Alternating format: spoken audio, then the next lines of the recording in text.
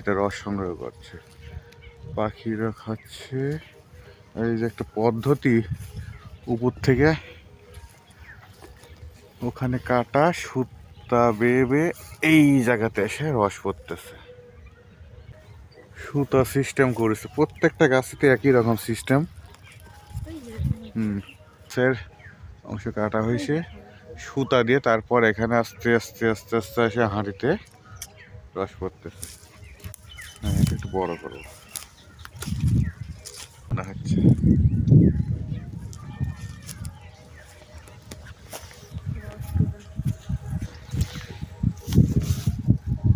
এক ফুট করে সিস্টেমটা ভালো।